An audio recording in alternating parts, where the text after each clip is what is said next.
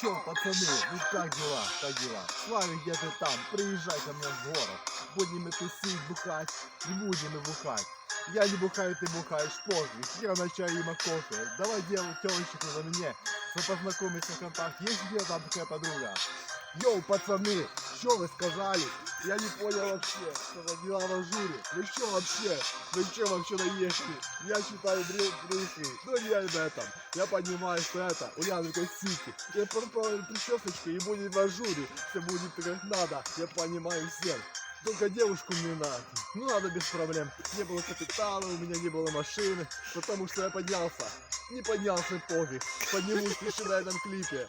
Всех смотрите в ютубе. Респект и уважуха всем рэперам страны. Да там, куда там страны? Респект и уважуха. Это набор слов, да, скажете вы? Но мне нравится так читать. Посмотрим, кто. Пишите в комментарии этот фузон. Потому что это бред. Не бред.